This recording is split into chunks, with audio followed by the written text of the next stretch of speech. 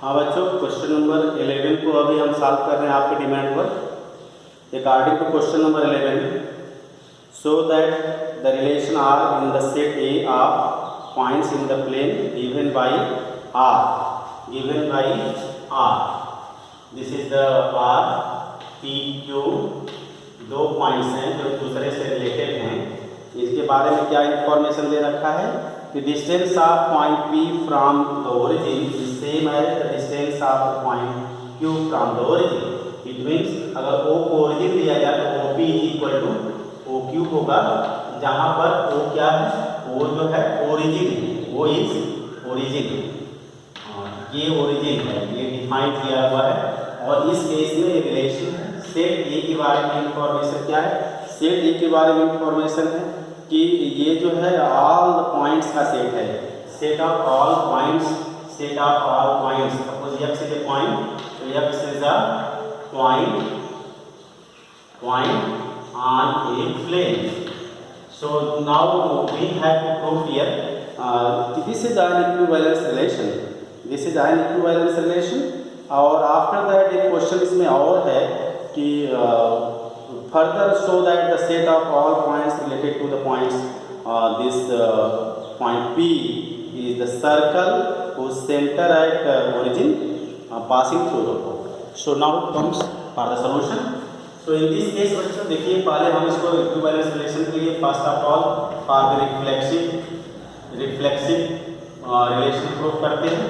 Reflexivity के लिए each elements are related to each others.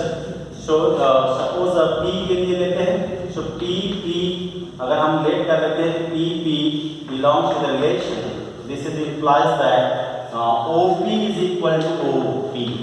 This is always true, this is always true. Here O is origin, clear? देख लीजिए, ध्यान दीजिए, ओ जो पॉइंट है ओरिजिन है, टू डायमेंशन के ओरिजिन को लिया गया है।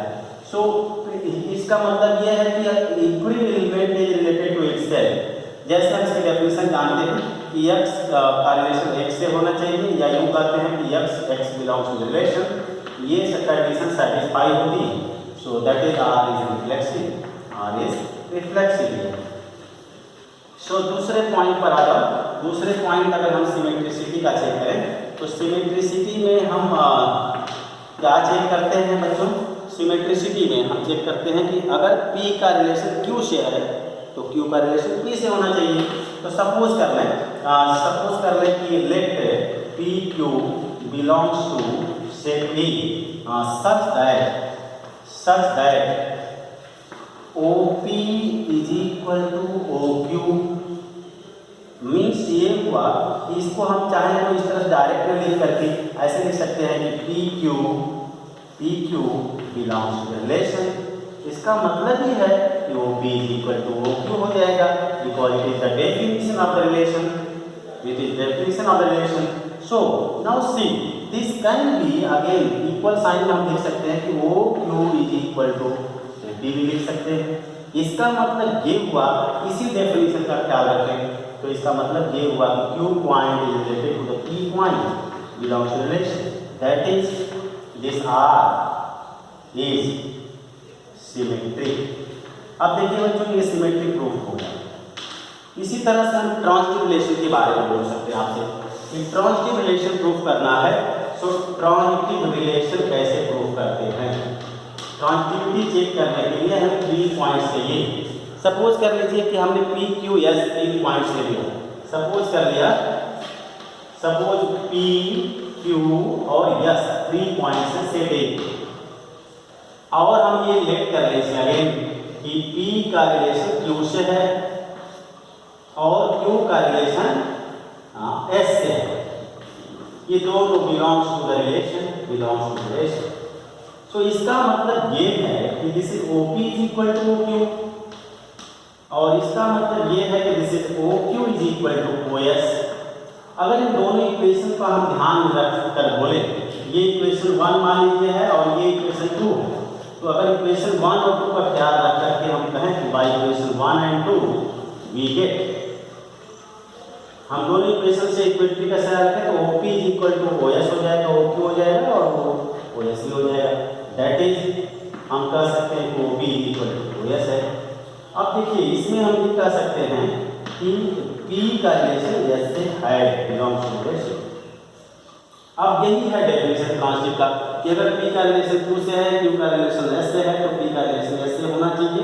That is here R is transitive.